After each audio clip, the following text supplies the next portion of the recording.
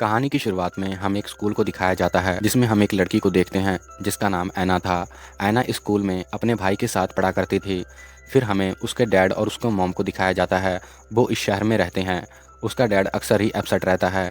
एक दिन का टाइम था जब ऐना स्कूल में थी और उसका भाई भी उस स्कूल में पढ़ाई कर रहा था। इसी दौरान उसका डैड उन दोनों को लेने आता है। वो उन दोनों को कहता है कि मैं तुम दोनों को पिकनिक ले जाने के लिए आया हूँ, तुम दोनों को मेरे साथ चलना होगा। वो दोनों बहुत खुश होते हैं, जिसके बाद वो गाड़ी में बैठ जाते हैं। अब तीनों मिलकर पिकनिक के लिए निकल चुके थे। हमें ये भी दिखाया जाता है कि ऐना और उसके भाई ने यूनिफॉर्म चेंज नहीं की थी। वो उसी यूनिफॉर्म में पिकनिक मनाने के लिए जा रहे थे। ऐना देखती है कि उसका पिता थोड़ा सा अपसेट है। वो खास ध्यान नहीं देती क्योंकि उसका पिता पहले भी इसी तरह से ही अपसेट रहा करता था। उसे लग रहा था कि वो बाकी टाइम की तरह ही आज भी उसका माइंड इसी तरह चल रहा है। अब उसका पिता कई घंटों तक कार चलाता है, जिसके बाद वो एक रेगिस्तान में आकर रुक जाता है और ऐना को कहता है चलो गाड़ी से बाहर निकलो। अब ऐना गाड़ी से बाहर निकलती है। अब वो भी गाड़ी से बाहर निकलकर ऐना को कहता है कि हम यहाँ पर ही रहेंगे और अपना यहाँ पर भी टेंट लगाएंगे। ऐना अपने पिता की बात मानकर सभी सामान, जितना भी खाने पीने वाला सामान था, वो बाहर निकालना शुरू कर देती है। उसका छोटा भाई भी अब गाड़ी से बाहर निकलकर खेलना शुरू कर देता है। तभी हमें दिखाया जाता है कि ऐना का डैड एक पिस्तौल निकालता है और उसके छोटे भाई पर गोलियां चलाना शुरू कर देता है। इधर ऐना बाकी सभी सामान जितना भी लेकर आई थी, उन सामान को जमीन पर अच्छी तरह से रख रही थी। जब ऐना के पिता ने गोलियां चलानी शुरू की, दूसरी तरफ ऐना का भाई भी अपनी गन से गोलियां चलाना शुरू कर देता है। जबकि ऐना के पिता के पास असली गन थी और ऐना के भाई के पास नकली गन से फायर कर रहा था। ऐना को पहले लगता है कि दोनों खेल रहे हैं, पर जल्द ही उसे समझ लग जाता है कि वो उसके भाई को मारने की कोशिश कर रहा है। वो जल्दी से भागती है और अपने भाई को साथ लेकर कुछ रखे हुए पत्थरों के पीछे छुप जाती है। इधर ऐना का पिता और भी ज्यादा अपसेट हो जाता है। अब उसने अपनी गाड़ी में आग लगा ली थी। गाड़ी में आग लगाने के बाद वो खुद को गोली मारकर वहां पर ही खुद को खत्म कर देता है। अब ऐना के सामने मानो कि दुखों का पहाड़ टूट पड़ा था। आज उसने अपने आंखों के सामने ही अपने पिता को मरते हुए देखा था और दूसरी ओर उसके पास अपने भाई को संभालना था, क्योंकि उसे तो रास्ता मालूम नहीं था कि उसने कहां पर जाना है। अब वो वहां से निकल पड़ती है। उसे ऐसा लग रहा था कि आसपास में ही घर होगा, हम जल्द ही इस जितने बड़े डिजर्ट से निकल के बाहर चले जाएंगे। पर उसे ये नहीं मालूम था कि किस दिशा में जाकर वो अपने घर तक पहुंच सकती है। अब ऐना जितना भी सारा सामान था अपना सामान समेटती है, क्योंकि उसके पास अब यही खाना था जो खाना खाकर उसे आगे का सफर तय करना था। वो उस खाने को लेकर और अपने भाई को साथ लेकर वहां से निकल पड़ती है। देखते ही देखते दोपहर और दोपहर के बाद रात हो जाती है। ऐना अब वहां पर ही रहने का फैसला करती है। अब उसके पास जो खाना था वो खाना वो खुद भी खाती है और अपने भाई को भी खिलाती है, जिसके बाद वो यहाँ पर ही रात में आराम करने का फैसला करते हैं। रात के बीतते ही अब सुबह हो जाती है। सुबह वो दोनों उठते हैं। ऐना अब अपने भाई को लेकर वहां से चलना शुरू कर देती है। हमें यहाँ पर दिखाया जाता है कि आसपास अभी भी कुछ नहीं था। चारों तरफ वो रेतली जमीन और साथ में कुछ बड़े बड़े पहाड़। अब ऐना फैसला करती है कि वो सामने वाले पहाड़ के ऊपर चढ़ेगी और ऊपर जाकर चारों तरफ घूमकर देखेगी कि मेन रोड कहाँ पर है, और साथ में ही वो ऐसा देखेगी कि कोई घर आसपास है। अगर उन्हें कोई घर दिखाई दे जाएगा तो वो जल्द ही उस आदमी से मदद लेकर अपने घर तक पहुंच सकते हैं। अब ऐना ऐसा ही करती है। वो अपने भाई को लेकर उस पहाड़ के ऊपर चढ़ जाती है। ऊपर जाकर वो चारों तरफ घूम कर देखती है, पर चारों तरफ ना कोई घर दिखाई दे रहा था और ना ही कोई रोड दिखाई दे रही थी। चारों तरफ थी तो वो रेतली जमीन। अब ऐना अपने भाई को लेकर उस पहाड़ से नीचे आ जाती है। नीचे आने के बाद उसके पास जितना भी खाना था वो खाना खाते हैं, जिसके बाद वो फिर से अपने सफर को चालू रखते हैं। ऐसा करते करते वो काफी दूर आ जाते हैं। पूरा दिन चलने के बाद ना इन्हें कोई आदमी दिखाई दिया और ना ही किसी की कोई मदद मिली। फिर एक बार रात हो जाती है। रात होने के बाद ये फिर से एक रात गुजारते हैं। जब अगली सुबह होती है, अब ऐना देखती है कि उसके पास अब खाने को कुछ नहीं बचा और ना ही पीने को, पर फिर भी वो अपना सफर चालू रखते हैं। कई दिनों तक सफर करने के बाद हमें ये दिखाया जाता है कि अब वो पूरी तरह थक चुके हैं। उसका भाई जो बिल्कुल छोटा है अब पूरी तरह कमजोर पड़ चुका है, पर ऐना ने अभी तक हार नहीं मानी है, जबकि वो भी पूरी तरह कमजोर हो चुकी है। पर अब भी उसमें कुछ कोशिश बाकी है। वो चाहती है कि वो अपने भाई को लेकर इस रेगिस्तान से किसी न किसी तरह करके बाहर निकल जाए। हमें ये भी दिखाया जाता है कि ऐना का भाई अब पूरी तरह कमजोर हो चुका है, जिस वजह से वो चल भी नहीं पा रहा। ऐना उसे बार बार अपने कंधे पर उठा लेती है और आगे का सफर तय करती रहती है। ऐना को तो बस तलाश थी किसी आदमी की जो उसकी मदद कर सके और उन दोनों को यहाँ से बाहर निकाल सके। चलते चलते ऐना को अब एक पेड़ दिखाई देता है। जब वो देखती है कि इस रेगिस्तान में सिर्फ एक ही पेड़ है जो बिल्कुल हरा भरा है, तब उसकी खुशी का ठिकाना नहीं रहता। अब वो समझ जाती है अगर ये पेड़ है तो उसके पेड़ के नीचे पानी भी जरूर होगा। वो अपने भाई को लेकर उस पेड़ के पास आ जाती है। पास आई तो उसने देखा कि सच में ही उस पेड़ के नीचे पानी था। अब वो दोनों वहाँ पर उस पानी को पीते हैं और साथ में ही उनको भूख लगी हुई थी, तो वो ऊपर पेड़ ऊपर देखते हैं। वो देखते हैं कि वहाँ पर कुछ फल लगे हुए थे, पर ऐना ये नहीं जानती थी कि ये फल खाने लायक हैं कि जहरीले फल हैं। तभी उसी समय एक पक्षी आ जाता है और वो पक्षी उस फल को खाता है, जिसके बाद ऐना समझ जाती है कि अगर पक्षी ने ये फल खाया है तो ये फल सही होंगे। जिसके बाद वो खुद भी वो फल खाती है और साथ में ही अपने भाई को भी फल देती है। फल खाने के बाद वो वहाँ पर ही आराम करते हैं। ऐना अब थोड़ी सी खुश थी, दरअसल उसे खाना भी मिल चुका था और पानी भी। वो सोचती है कि हम यहाँ पर ही अपना टाइम पास करेंगे जब तक कोई व्यक्ति यहाँ तक नहीं आ जाता। अब रात का समय हो चुका था। रात होते ही वो दोनों वहाँ पर ही सो जाते हैं। जब अगली सुबह होती है, ऐना उठकर देखती है कि जितना पानी था वो सारा पानी सूख चुका है और साथ में ही पेड़ पे जितने भी फल लगे हुए थे वो फल नीचे गिर चुके हैं और नीचे गिरने के बाद पूरी तरह खराब हो चुके हैं। यानी कि अब इनके पास फिर से ना खाना था और ना ही पानी था। ऐना का भाई जब ऐसा कुछ देखता है वो उदास हो जाता है, जिसके बाद वो अपनी बहन को कहता है कि ईश्वर भी यही चाहता है कि अब हम जिंदा ना रहें। पर ऐना उसे समझाती है कि ऐसी कोई बात नहीं है, हम जल्द ही यहाँ से निकल जाएंगे। पर अब इतने दिन चलने के बाद ऐना का भी मन टूटने लगा था। वो भी सोच रही थी कि शायद हम यहाँ से कभी भी बाहर नहीं जा पाएंगे और इस रेगिस्तान में ही हमारी मृत्यु हो जाएगी। अब थोड़ा समय और गुजरता है, जिसके बाद ऐना फैसला करती है कि हम फिर भी इस पेड़ के नीचे ही रहेंगे, क्योंकि कोई ना कोई पानी की तलाश करता हुआ इस पेड़ के पास जरूर आएगा।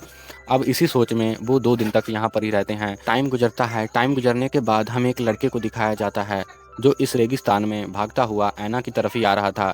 धीरे धीरे करके वो ऐना के पास आता है। ऐना और उसका भाई उस आदमी को देखते हैं।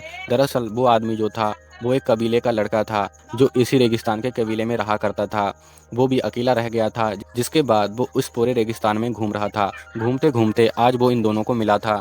जब वो लड़का पास में आया, ऐना उससे बात करती है, पर वो लड़का ऐना की बात समझ नहीं पाता, क्योंकि उसकी भाषा और थी और ऐना की भाषा और थी। ऐना उसे कह रही थी कि मुझे पानी पीना है। ऐना के कहने के बाद भी वो उसकी बात समझ नहीं पाता, जिसके बाद वो वहाँ से जाने लगता है।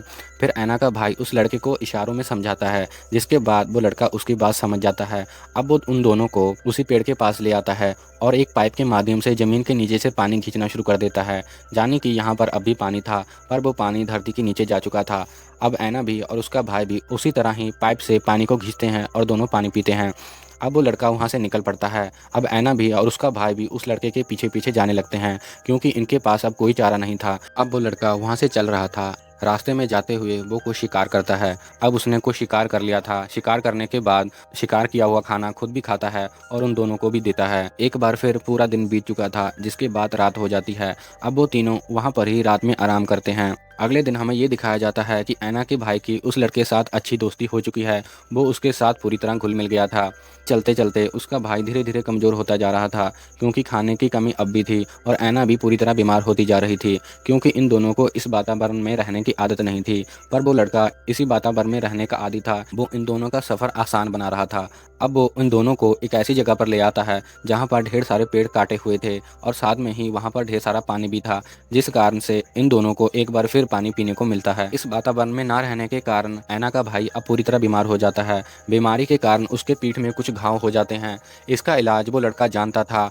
अब वो ऐना के भाई का इलाज करता है, जिसके बाद उसकी पीठ काफ़ी ज़्यादा हद तक ठीक हो जाती है और धीरे धीरे करके ऐना की हालत भी सुधरने लगती है। काफ़ी दिनों के बाद हमें ये दिखाया जाता है कि अब इन्होंने काफ़ी दिन तक सफ़र तय किया है, जिसके बाद अब ऐना और उसके भाई को इस जंगल में रहना आ चुका है और वो लड़का जो पहले से ही यहाँ पर रहता है इन दोनों को इस जंगल के तौर तरीके सिखा रहा है। अब वो धीरे धीरे करके इन दोनों को एक पहाड़ी के पास ले आया था, जहाँ पर ढेर सारे चित्र बने हुए थे। वो चित्र इनके कबीले वाले आदमियों ने ही बनाए थे। अब वो उनको अपने कबीले के रीति रिवाज के बारे में बताता है। दरअसल ये लड़का कभी भी इस जगह से बाहर नहीं गया था। इसे बस अपने कबीले और आसपास के ही बारे में मालूम था और पूरी दुनिया के बारे में वो कुछ नहीं जानता था। ये आगे फिर निकल पड़ते हैं। धीरे धीरे करके ये यहाँ से आगे बढ़ते जा रहे थे। तभी इन्हें एक गुब्बारा दिखाई देता है। ये उस गुब्बारे को पकड़ लेते हैं। ऐना को लगता है कि ये गुब्बारा किसी तरह हवा से उड़कर यहाँ पर आया होगा, पर वो नहीं जानती थी कि कुछ लोग इस रेगिस्तान में आए हुए हैं, उन्होंने ही ये गुब्बारा छोड़ा था। अब ऐना वहाँ से बढ़ती बढ़ती और आगे आती है। जब वो और आगे आई, उसने देखा कि सामने एक घर बना हुआ है। तब ऐना सोचती है कि उस घर में कुछ आदमी रहते होंगे, शायद वहाँ से मुझे मदद मिल सकती है। अब वो भागती हुई उस घर के पास जाती है। जब वो घर के पास जाकर अंदर गई, उसने देखा कि ये घर पूरी तरह खाली था। इस घर में कोई भी नहीं रह रहा था, जाने कि ऐना के पास एक बार फिर से निराशा आ चुकी थी। इसी दौरान वो लड़का इस घर तक आता है। अब वो भी अंदर आ गया था। अंदर आने के बाद वो ऐना को अपने दिल की बात बताता है। दरअसल वो लड़का ऐना को पसंद करता था।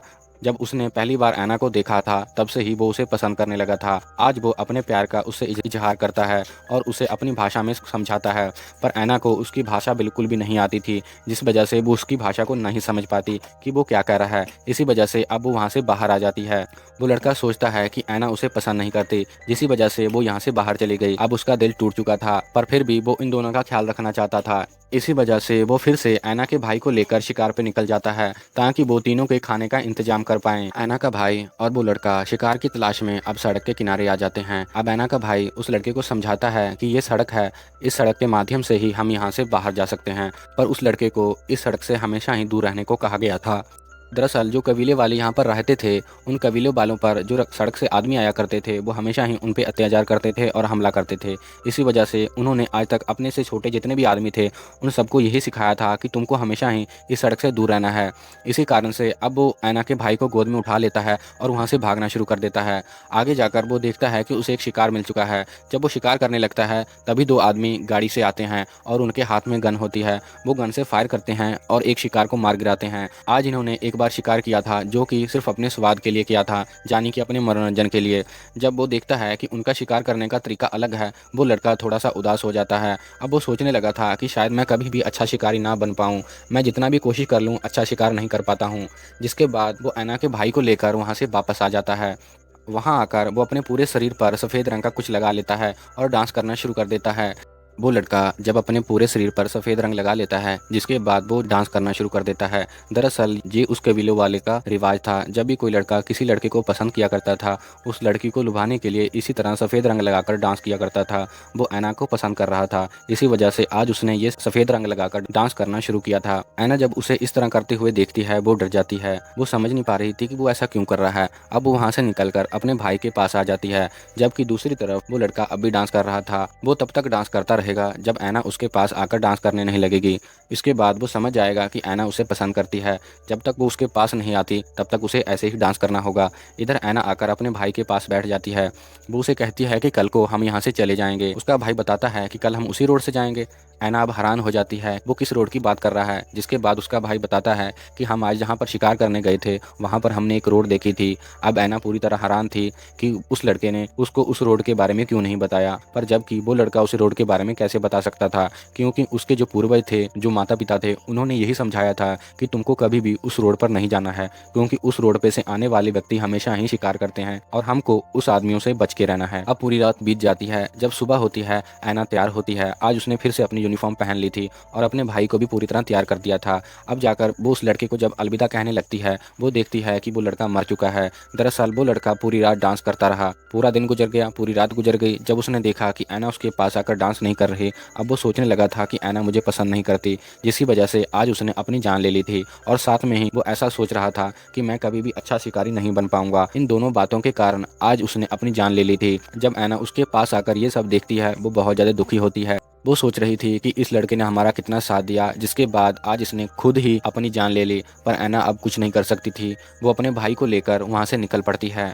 कुछ टाइम तक चलने के बाद वो आखिरकार इस डेजर्ट के देख रेख करने वाले लोगों तक पहुंच जाती है, जिसके बाद वो अपनी पूरी बात बताती है।